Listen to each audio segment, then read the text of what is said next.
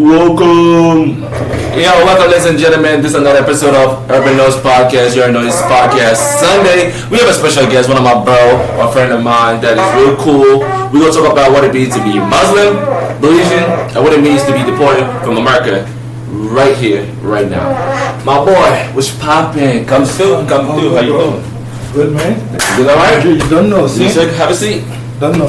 Have a seat right there. All right. Definitely, we're going to talk about it. We're going to talk about it when we talk about it. So my boy, how you been? How's your day? How's everything? Man, everything 100, man. Beautiful. I thank some praise to the Most High, you know what I'm saying? Right. Most definitely. I agree with that, man. So, man, I know it's hot. I know it's crazy. But, man, it was definitely nice to see you, chopping up with you. Sure. It was something that I had to do, you know what I'm saying? And it's like, when we talk about, oftentimes we don't give people the energy to answer questions. You know what I'm saying? Because a lot of times people like us, right, in mainstream world, typically don't respond to our way of talking. Right. You know what I'm saying? So, we are all trying to figure out, it's 2026, right? We talk about faith, we talk about all these things that goes on in our world. So, what does it mean, right? We go straight to it. So what does it mean to be Belizean Muslim, especially in spaces where Islam is often misunderstood or invisible? Well, to the first question, bro, I got to be a little bit more precise with that first question as far as what it means to be Belizean. Right. I got to get more to point to that, to like what it means to be a Creole. Talk about it. What people call a Croft, right? Right. In some words, a nigga. Right. Young people, they call us, right? Right. And it's not an easy thing on the mental. Right. And on the spirit, right? Because the spirit is still a thing that's caged up from the British colonialism, right? And the mind has not been freed as far as we say. Jamaica had people like Marcus Garvey. Even though Marcus Garvey did come to Belize and try to understand people, right? He did. But Jamaica, they have more Marcus Garvey, Bob Marley, the reggae music that they created. Nani and their black revolutionaries that they still acknowledge to this day, right? Right. The black American, they got Malcolm X, Martin Luther the King, and Nat Turner, different people they could go through. Yeah. Shout out to Nat Turner, definitely Malcolm King, that's Marcus Garvey, definitely. All the Jamaican. The legacy of black people empowerment, who not only give us inspiration, but also the ones that give us the inspired to be like, but not actually follow their footsteps, but follow the blueprint of how they achieve the success and be great of them. So like, even being that, right, when we talk about Belizeans, right, a lot of us, people don't know what Belize is, right? Okay. They don't understand when there's Creole, English, Mestizos, there's Indians, there's Chinese, you have all these different cultures. Yeah. So what made you, being who you are, learning that you have your roots in Belize and also converted to Islam, while Belize is predominantly 80% Catholic and 20% Christian. Yeah. So what makes you tap into like Islamic? Man, it was a path that was set for me. Every man got a path where you have to go through in your life, right? Right. And it just so happens that my path, unfortunately, but maybe fortunately at the same time, led to them halls of them penitentiaries, man. And in California, right? And in going through them halls and stuff, I see all kind of stuff. Right? I witnessed the Crips, the Bloods, the Mexicans, the white boys, the Muslims, and growing up from a Crip community, right, and seeing how the gang banging thing is and where it would eventually lead, right, and all of that, something just started drawing me to the Muslims and how these black men move and their thirst for knowledge and wisdom and discipline for one, right? And I just observed them Panthers, Muslims in California penitentiary for about a year being in there. Right. And I started studying with them. They shoot me some books, go to their service. Right. And I never saw nothing like that. Black man to move on a one accord, strength, unity, and just, seek knowledge, come out of the ignorance, left the nigga shit alone, leave that cruff shit alone, man. Right. They fucked up your mind in that 400 years of slavery, man. You gotta break that shit, bro. You're gonna kill another brother, you're gonna kill another black man, you're gonna create broken homes, you're gonna disrespect your woman your whole life. Man, come back to what true blackness is, which is intelligence, strength, discipline, truth, oneness, love, and peace, bro. Right. And so when I start learning these things, I start gravitating. My Bible's still with me though. So don't get this twisted like I'm choosing a religion because I'm a Christian, I'm a Muslim, instead of the Buddhist. Everything is one, man. Right. It's all one, but just that I choose that this Islam is the thing that I really as my foundation, right? But it's all one, man. Jesus Christ is my Lord and Savior too. Amen. And it's crazy because and that's what you cross. Because it's crazy because I converted to Rasta.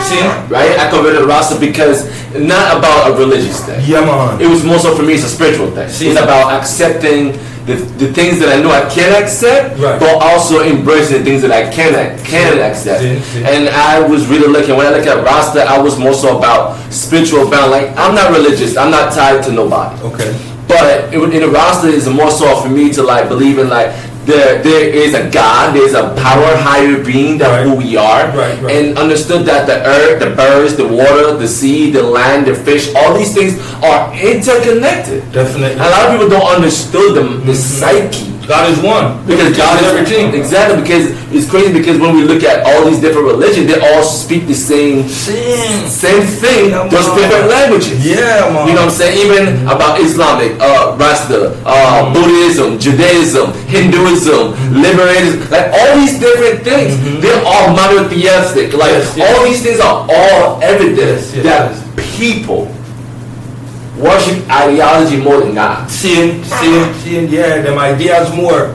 Yeah. They think they have this great adventure for idealistic things, but their reality don't even have that. Yeah. My idea right now, you wrong, you have to listen to it. Exactly. And not understanding that the mutual understanding of that whole psyche. The common thread within all. Right. And the people like, oh well, we get moved by water. And I'm like, do you know we all connected? Why do you think in a forest, when a tree fall, you don't hear it? Because God got it to where it sounds when it falls, it can regrows again and come back up in a bigger stronger. See?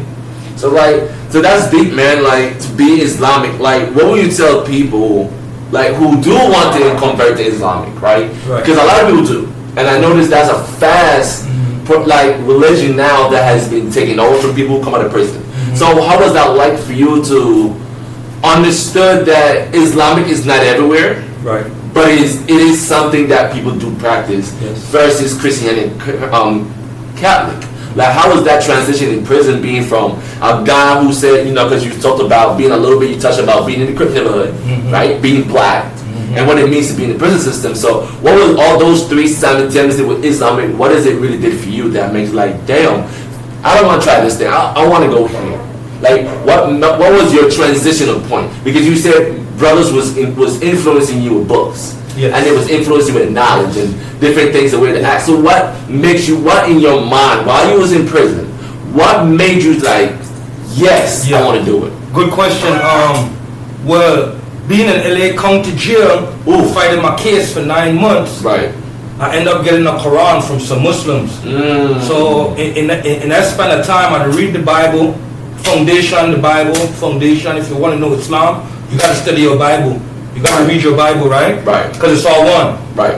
So anyway, I had ended up getting a Quran from the Imam, the chaplain, and so I took my deal, my 5 years deal, to go to the penitentiary, go do my 5 years. No.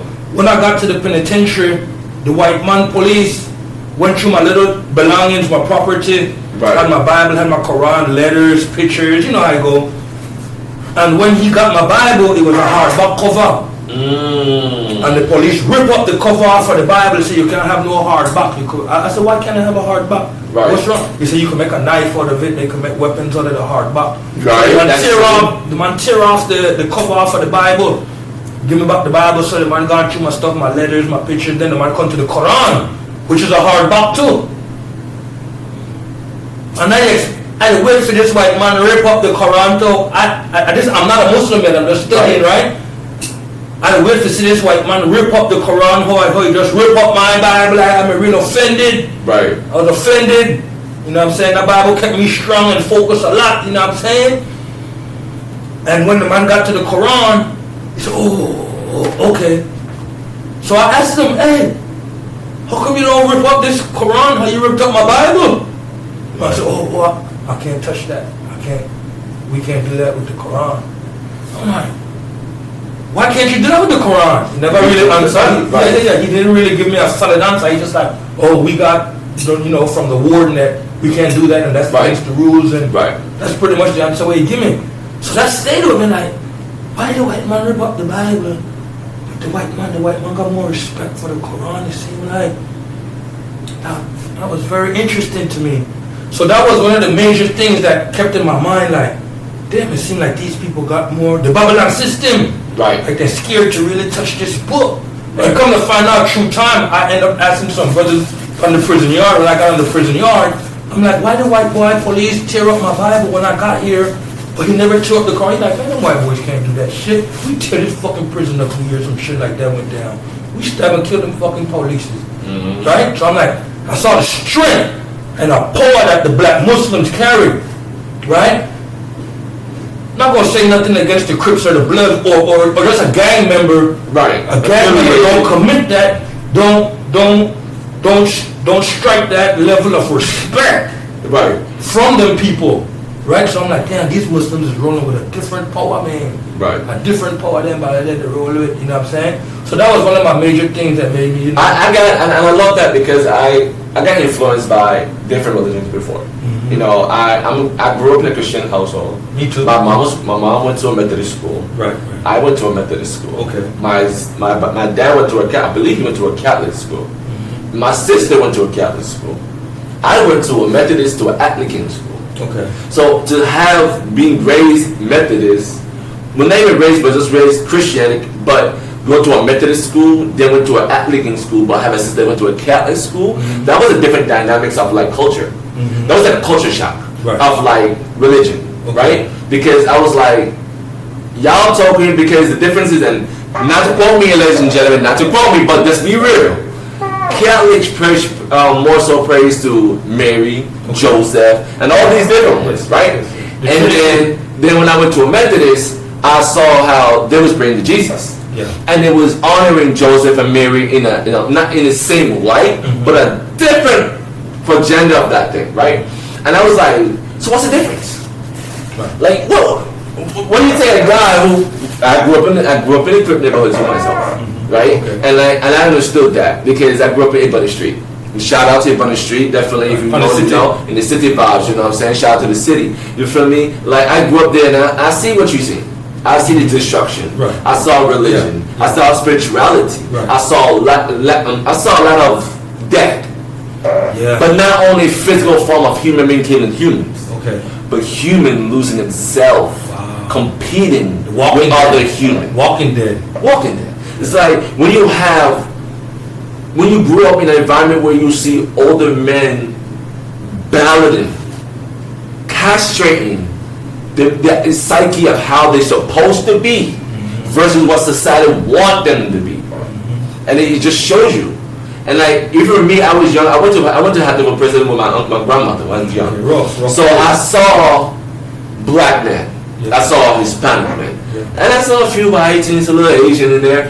But when I saw the psyche diminish of a black man, when I see it diminish, where he's like, yes ma'am, no sir, yes ma'am, and usually men like those would be like, fuck out of here, fuck you talking to, why are you talking to me like that? But in the jailhouse, he had a lot of respect, and when I look at that, I'm like, okay, I gotta see the world is way more than what it is. You know what I'm saying? So with that being said, like, there's so much to religion that we don't know. Yes, sir. And for you to even the fact that you explored that you went to LA County, which is not far from like Compton. Right. You know what I'm saying? Like it really shows you how is that dynamic like for you in LA, which is like probably like 2-3 hours away from Compton, when Compton is a predominantly one of the roughest, toughest neighborhood in California that we know besides Crenshaw. Right? So how was that like for you? Man, being in LA County is where I learned about black unity, black power. Right.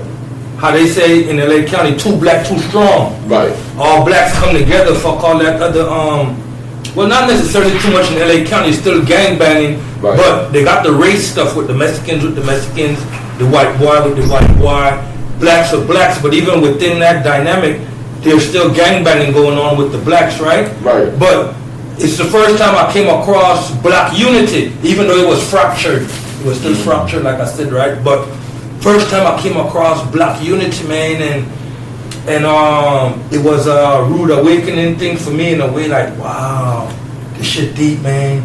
You know what I'm saying? And it just got deeper as I went to the penitentiary. The unity became more solid. You know, the fracture wasn't there as much in the penitentiary. It was more black love. And because them white boys want to take your head off, the Mexicans want to stab you and kill you, man. You see what I'm saying? The police is trying to set you up. You see what I'm saying? To get killed by one of these other races or whatever. Create race wars and stuff like that. That's how the California penal system is set up. So that experience in LA County was my introduction to black unity. That's deep. So like when you was in California, you was in the county, like being that you're now Muslim, you're black. And also I presume at that time you was undocumented, you was there for deportation.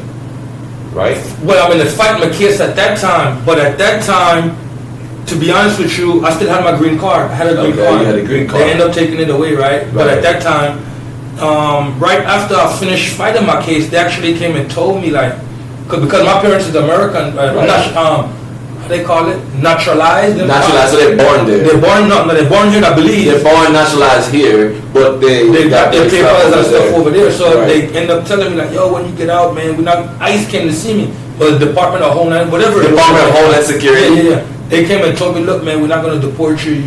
This is your first crime. You committed it when you was 19.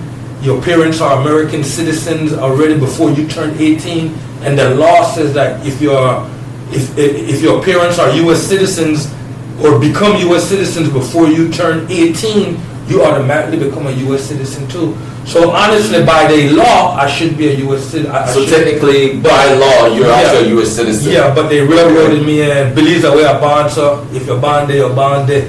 Yep, Lord Raven, right? Ain't that Lord Ravens? That's an old song, very old song. Most of y'all people don't know it, but that's an old song that these old people out here be listening to. Right. It's like what they call it, brought down music, right? That's what they call it, whatever. It's like, I don't know, it's with drums, with the chakras, and so definitely shout out to Belize, definitely shout out to Brooklyn, shout out to LA, shout out to Crenshaw, 48th Street. You know, 48th Street, definitely. So, like, how did deportation, right? Because, you know, now you understood that. Your parents got green card, they got their citizenship, you could get it, right? So, how did deportation impact your sense of home, belonging, identity in both Belize and within yourself? That's a good question. As far as home, it doesn't feel like home because of the stigma that a deportee gets, right? Right. Like all the people that were used to fuck with you in America, 90% of them don't even fuck with you no more because you're a deportee. You know what I'm saying? You don't get no more likes on Facebook. You know what I'm saying? You don't get them texts like, hey, cuz, send me out $50. Hey, cuz, I did Dubai. Or no, they don't hit you up like, hey, cuz, you good? I know you just went through. So it doesn't feel like home because of the stigma, right? Right. But the way, what was your other piece of the question? So how does basically it says, how did deportation impact your sense of home, belonging, and identity, both in Belize and within yourself? Yeah. As far as home, it is home, but at the same time, I created another home abroad. Right. I got my wife, I got all my children, I got one grandson in the U.S. My mom is there. The friends that I grew to know and build a bond with is there, but I do have some friends here in Belize. Big up Bujubantan from Ori Drop, say on have a true Adrian. You know what I'm saying? I do got a few friends here and there in Belize, but as far as home, it's hard to feel at home because I'm living by myself. Right. I stay isolated, you know what I'm saying? I just go to work, make my little money, honestly, and try to come back home, and that's really it. Don't socialize because it's hard to trust people after going through all of these different things, right? Right. So, hold on one second. Yeah, so as far as it it feels like a home away from home. Right. I could say that, right? But I've become, within myself, I've become more isolated. I've become more looking in the mirror, the man in the mirror, because I did play a part in this too, in my deportation, my prison sentence, and just fucking up, man. And like I said, I'm a Muslim. I'm not the best Muslim. I was still smoking weed, which in weed is not a problem, you know what I'm saying, especially for the mental health and stuff like that. But I was abusing it, for one, you know what I'm saying? And yeah, make me look in the mirror and become a better version of myself and just continue growing and building and don't feel like I know it all or I'm the man standing on the square, you know what I'm saying? Nah, there's still room for improvement within myself, you know what I'm saying? Right. That's definitely, I agree that. So can you, okay, definitely, I like that. So can you speak about the trauma you carried from prison and how that experience shaped the man you are today? Man, that trauma is something that could stay with you if we don't know how to release that trauma. But broken homes, man, just going to prison from a young age, creating kids, having kids with these women, not really in love with these women, and just wilding, man, partying, getting high, excuse my language, fucking. Are you good? You know what I'm saying? Fucking, and then boom, babies, but never a real intention to create a home. See, because when, as myself, come from a broken home, it's easy to just fall off in the streets and then start creating broken homes, which is what I did. Had these babies and got on again, had babies here, got on again. You know what I'm saying? And the trauma from when I start to understand what life is about love, man. Life is about peace and security. As a man, you must offer protection, provision. You know what I'm saying? That's what we're supposed to do as a man to a woman and to our children. So the trauma from me creating 3 broken homes, man, with 3 different women. 3 women have my kids, and I have to live with that. Like, I wasn't able to be a provider and a protector to these 3 women and to my children that I have with these 3 women. So that trauma stays with me, knowing that I come from a broken home and I created 3 broken homes. That's a deep trauma that as I get older, like, I feel that burden more, man. Like, fuck, I couldn't be a man and a father to my children. I couldn't love these women right. I couldn't provide and protect for these women, man. You know what I'm saying? Because of my juvenile way of thinking, probably even my hurt from when I didn't have a father myself and didn't have no father influence. I didn't really start looking up to black men as far as in a respectable way until I went to prison, man. And I started coming across brothers on a discipline, on an intelligence, on a knowledge and a strength, and I could be like, yeah. But at that time, for them, it was too late to try to come back out and do something about it. So they would try to tell me, and they know I'm coming home, like, yo, man, it's on brothers like you to go out and make it right, man. And even then, when I still came out to make it right, to try to choose my 3rd baby mama, you know, I chose a female. I'm not going to disrespect her or nothing like that, but she was still in the streets and she was on the drugs and alcohol and the partying lifestyle and the promiscuous stuff and all of that. And I thought I could save this black woman and I could rescue this sister and bring she to the consciousness and to the path, and we can do it like this. But nah, man, a person got to want it for themselves first. You can't influence nobody if they don't want to be influenced like that, you know what I'm saying? Right. So I made another mistake choosing a woman that she wasn't ready for that lifestyle, that change. She was still too deep in the streets, and I made another broken home. That made my 3rd broken home, you know what I'm saying? That's deep. So what role did faith, discipline, or community play in helping you survive and eventually heal from incarceration and past violence? Yeah, man. I have to say, even though I spoke about the weed helped me heal, man. Right? Mentally and spiritually. But like I said, I did abuse it, but it did help me heal from a perspective of I was able to step back, be alone by myself and think some more.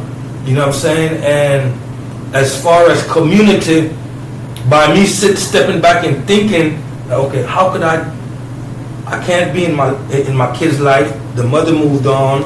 Right. You know what I'm saying? And they kind of scared of this Islam that I came home with. wondering if I'm a terrorist or what. They don't understand the dynamic, right?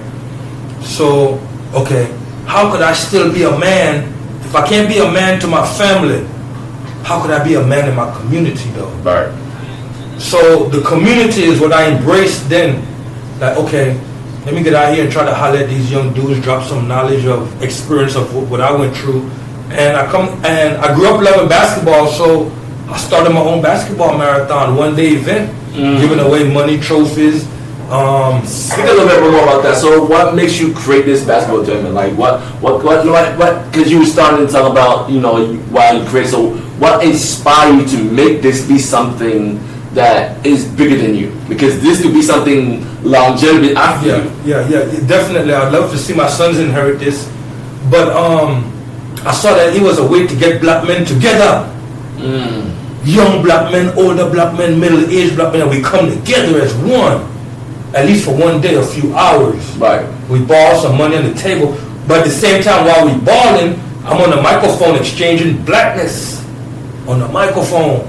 You see what I'm saying? Because I do the play-by-play and different stuff like that while the thing is going on, and it just gave me a feeling of camaraderie, man, brotherness. You know what I'm saying? And I grew up like that. I grew up on playing on basketball teams.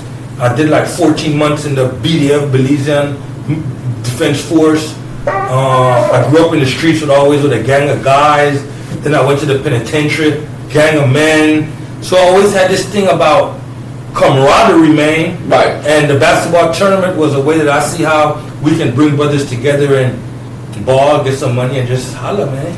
It's crazy because while you was doing that in Brooklyn, shout out to Holla, which is my former teams. Shout out to my team in Brooklyn. They was doing that too. Okay. We was doing, we was getting on T-shirts. We was getting with food. Yeah. And then we put up money. We put money to the winners 1, 2, and 3. Right. You know what I'm saying? Like we was doing it in the Bronx. Right, Shout out to BX. You already know about the Yankee Stadium 161. Shout out to BX. We was doing that. You know what I'm saying? And it was effective to see young black men playing ball and seeing black joy. Yeah, man. Because a lot of time we fail to realize that black boy joy is a real thing.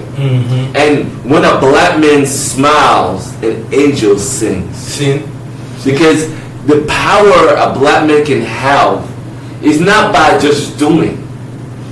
It's also saying it while and doing it at the same time. Walk the talk. So you could walk it. Like, yeah. You could do this and do it. But because when you show and you talking and you showing, the example becomes clear. But if you sit here and you talk respectfully, men like me look at you like you ain't walking it, man. And your point? Are you doing it? See? Oh, but I just wanted no. Then therefore your opinions is irrelevant. Right. Because now you on BS. Your opinions and then your whole emotions behind it don't even matter. See? Because now you waste your breath when you can actually see the impact. So you do this every year. What time of the year? What month? What day? What days they should know? Like, how's this? I choose the date to do it here in Belize. I was doing it in California, but doing it here in Belize, I choose the date of August 1st, which is Emancipation Day, which is the day that Okay, so what is? You say you do it on Emancipation Day. So what does that look like when you do it? I chose that day specifically because of what it represents in Belize. August 1st.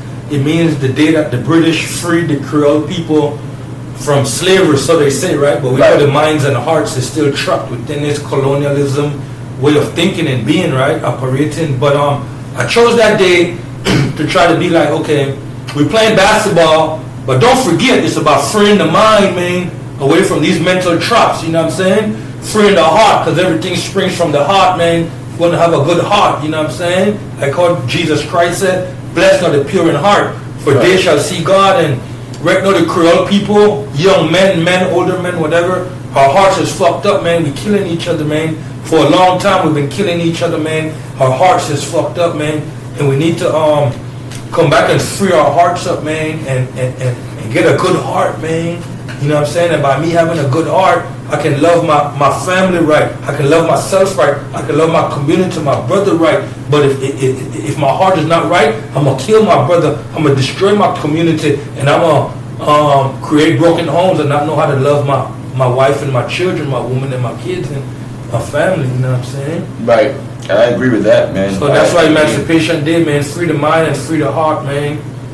Yeah, because for us, we used to do it, I believe it was in June, we used to do it. We used to do it in June-ish, I think it was June, like in the summertime. Right. And yeah, I saw it, and it was something that was revolutionary, right? And for me to see young black men, older black men, younger kids, and one of the deepest things that I remember, and it's crazy because they stick with me. We had, I believe it was a 7-year-old. We took a assessment, right? And we passed it out because we said we give you a free T-shirt, we give you an assessment, you get a free T-shirt. We had a 7-year-old said the exact same thing as someone who's 51 years old.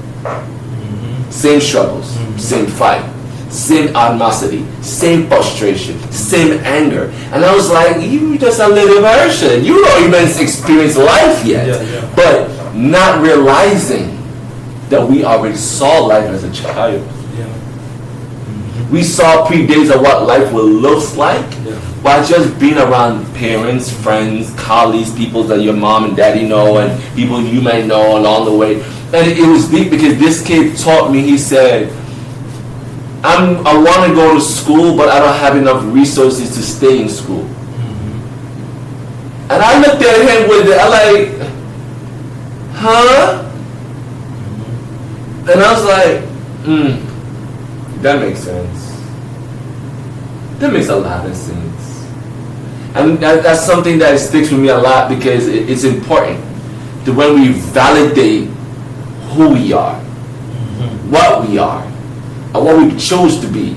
Because a lot of times, I would say, never let society view you. You gotta view society. Yeah. Because if you don't, society will pick the violence that it wants for you. Yeah, real. And it will get real fast, real gritty, real snap. Yeah. A lot of people don't understand that. And this is for all the young brothers and anyone listening. The streets don't love nobody. See? It don't care about you. It don't respect you. And most definitely, it owes you no loyalty. The only loyalty you have is one who are riding with you. So don't switch on people who never ride for you for people who's riding for you. Because the ones who wasn't around for you will kill you. Yeah. That's how it goes. And the one that was riding for you will cry. You should have never did this. You should have done this. You should have done. Yes. But there's not enough scholars because there's too much ballers. Everybody want to be a rapper. Everybody want to be a football player. Everybody want to be a basketball player. But nobody wants to be a teacher. See? Want to be a bowler. Scholar. You know what I'm saying? Like, to have those understanding. And like I think for me, what an aha, and I love that you share your story because one of the aha moments for me was, I said I used to be afraid of losing people until I realized most of them is never down for me in the first place. Even though my loyalty and love for them ran deep, it could care less. When I wrote that bar, and I was like, what was I thinking? But then I understood it because I look at society different. I chose to defy orders. I chose to go against social norm. I chose that because I believe there are more to it. Because I'm a straight man who loves tattoo, who loves to party, who loves to do. Yes, but at the same time, I am responsible. But then I could show somebody who might not be in the same light as me the same gracious patience that somebody who never had it but created with me. So like to understood that and to even understood the fathom of like I was in Connecticut. I was locked up behind a female. You know what I'm saying? And that situation was toxic. And in the midst of when I was there, I didn't know what I was doing. because I'm still trying to figure out why I love this person when this person is hurting me. Yeah. Because when that person was hurting me, I love him, I love her way more. But I never understood why. So I started understanding trauma bonding. Yeah, real. And I ain't trauma bonding to you. Like, fuck, I can break up with you. You break up with me every day. Like, it's cool. Yeah. But when I was in jail for the weekend, I went to the book. I went to the central. I went to the big house, but I went to the police station and stayed there for the whole weekend, from Thursday to Monday. Right. And when I was there, I cried. And I was like, oh my God, I can't believe I'm in jail. I had never been in jail, ever in my life. And the way I was treated was inhumane, disgusting, humiliating, emasculating, dehumanizing. It makes you look at yourself way deeper than what people are looking at. And I was like, man, I have no record. Y'all treat me like this. Imagine if I had a record. How would you treat them? And I didn't know. You know, loving people who don't love you, man, teaches you a whole different level of pain. Real talk. It makes you look at life a whole lot differently. And to have that person that I was with threaten my life not once, not twice, but 5 different occasions. And literally bring cops to the house. And really, you understood the context of white girl privilege? Yeah. How about we use the word white girl cries? Oh, yeah. That white girl cries. And people y'all don't understand, but like, what do you mean? A white girl cries when a white girl can call police for no reason, and the police will come so quickly. White woman in distress. The distress sounded like a bat beacon. Yeah. And my ex was Puerto Rican. Okay. And for her to call them, mind you, I was never in the vicinity. She called them on me. I was at a train station waiting for a train to go to New York for a few hours so I could think straight. I know the feeling. And she wouldn't let me. She called police. She pretended to hurt herself. She threatened to hurt me. She told me if I leave, I'm never gonna get to leave. I was like, I'm leaving, no fuck. I'm gonna be back. She called police on me. She said I hit her, I abused her, I did all these horrible, despicable things that I never did because I wasn't even in the vicinity. And when I had 6 white officers surrounding me at the bus station, as if I did something when I didn't do it. Nothing. Yeah. That was the definition of white girl cry. Yeah. Do you know what it's like to be undocumented, black, and in Connecticut? Man, eggshells, I could imagine. Being black. Walking on eggshells. Being black, being undocumented, and live in Connecticut, which is Norwalk, Connecticut, which is like predominantly a lot of white people. Yeah. And I'm not shitting on nobody, I'm just give y'all understanding of why I am the way I am. Yeah. And to understood that Fish out that water. I had no support. Yeah. Nobody. I know what you mean, bro. No mom, no dad, no sister, no brother, no friends either. You know who my friend? The dog. Right. Her son. Right. Her. Only. She had everything. That could turn on you at any moment. In any given moment, I'm fucked. I was chased with knife at the house many times. I was I got thrown hot water. Dislocated my pinky by her. The woman is out of control, yeah, bro. In America. It was hard. Yeah, I know. And people don't understand, like, oh, well, you chose to be there. Like, yeah. But do you know how hard it is to be having faith? Yeah. To be having identity in our world? Yeah. Don't respect blackness? Right. Worst blackness that's and mind you Connecticut. Which is, shout out to let everybody know, Connecticut is predominantly a woman's state.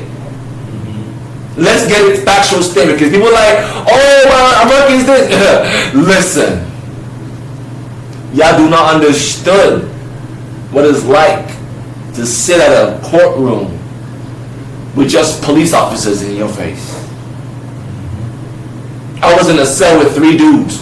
One who shot her baby, one dude shot his baby mom's boyfriend in the face. One chop a nigga hands off. And the other one beat up somebody. And the other one beat up his girl. And I'm in here off none of this shit. But I was treated as if I did all that shit. They put you with the worst of the worst. And I was like, get me out. Please get me the fuck out. I don't give a fuck what y'all do. Please get me out of here. Right.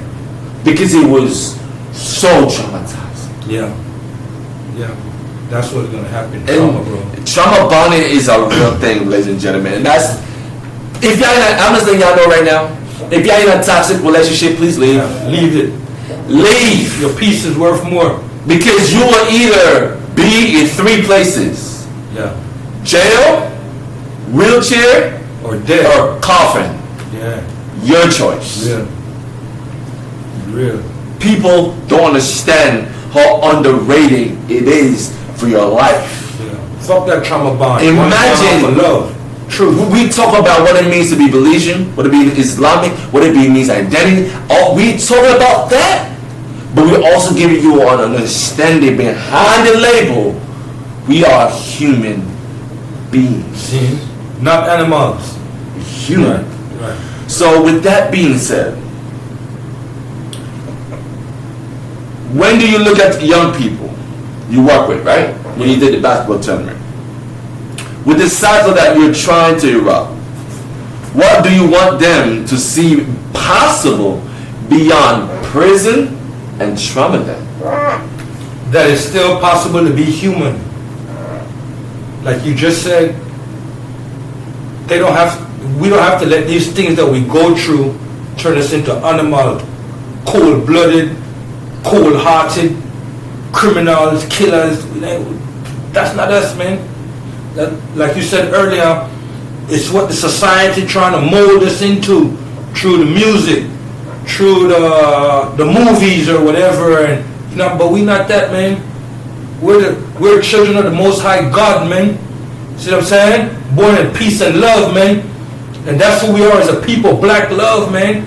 See, I want for my brother what I want for myself. So even though I went through these things, I still want to show love to my community, whatever community I'm at.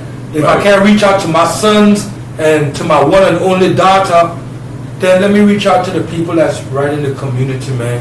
Can be something upstanding, something of dignity, man. Something of a man that can move in peace and love, man. I'm not here trying to tear up the place. When I was younger, I thought like that. I gotta go kill, which in thanks to the Most High God, even though a lot of time I was influenced too. Let's go up on this move, let's go kill this nigga, let's go wah. I never did it though. Never did it because I have to say one reason why I never became a killer. I never killed no man, never killed no black man, never aborted none of my children. See what I'm saying? Because that's another form of murder too, abortion. Right. See what I'm saying? When a woman told me she's pregnant, even though I know I didn't love this woman, we're not going to abort her though. We're going to have that baby though. But one of the reasons, like I was saying, that made me not become a killer, even though there was instances where people was trying to rile me up, and I went and got gun and put it in my hand and held people up at gunpoint, yeah. But the reason that I never became a killer, man, I got to say this, Buju Banton, big up Buju Banton. You see what I'm saying? The Rasta was a major factor in shaping my mind of who I am today, even as a man. That's why I big up the Rasta, and I still got major love for the Rasta movement. You see what I'm saying? Buju Banton made a song called Murder Rap, where in the lyrics he said, "Some are murder people just to collect medals, stop commit dirty acts for the high official." He said you could have wash your hands until you can't wash no more. It is like an epidemic and you can't find no cure. Upper class you could have rich, middle class without you poor. Only the righteous won't feel insecure. See what I'm saying? So from the time I heard that song when I was a teenager coming up, that song really stick with me like, yo, if you kill a man, you can't wash this thing off, you know. You are feeling insecure, you know. Like you curse and compound, you know. You have to face the Most High God judgment for taking life when He didn't give you that authority to take a life that's not supposed to be taken. Because I understand self-defense. I understand protecting yourself. That's not where I'm going with that. I'm talking about being the aggressor, trying to go rob and steal and kill this brother because you from that side of the street. You wear this color. I don't like this nigga. You wrong when you coming aggressive like that. But if you got to protect yourself, protect your family and your loved ones, hey, you got to do what you got to do, man, because you got to protect yourself. You see what I'm saying? But I'm saying, though, because of that Buju Banton song, man, I held gun in hand, jump people up, put guns to their head, but I was never ready to pull that trigger, though, and I never did. And I give thanks for that, man, that even though I was turned into, let's just say, something evil, I didn't become a murderer and a killer, though. In no sense of the form of the word. I didn't. And I was still able to get my humanity back. And know that, yo, I'm a child of the Most High God, man. I look to live in peace and love, man. I'm still a human, man. I'm still a man, man. You know what I'm saying? They haven't turned me into an animal. And don't let them turn you into an animal. See what I'm saying? Because that's what the society, the music, and the stuff will try to mold you to become and be, man. We're a child of the Most High God. All of you are gods, I say. Children of the Most High God. See what I'm saying? Yeah, man. Respect, bro. See? We're going to do this right. I want you to follow after me. Right. From the bottom, repeat after me. From the bottom. From the bottom. To the top. To the top. Family is all we got. Family is all we got, bro. Shot a shot, take a shot. Yeah, man. Until next time, ladies and gentlemen, right here at Urban Noise Podcast. Please shout out. Tell them where they can find me. Before I shout out all the way out, tell them where they can find you. Man, you can find me on Facebook, Conquering Lions. You can find me on Instagram, Conquering Lion 12ers. And I'm here, man. Definitely appreciate it. Thank you so much for coming through, bro. I really appreciate it on a new episode of Urban Noise Podcast. I know this is 2026, but definitely Happy New Year to everybody, and thank you so much. If y'all, definitely I will drop all these content. I'm drop this new video later on today, and definitely if you want to know everything about him, please, I will drop his contact information where you can find him. Peace and bless. Salute.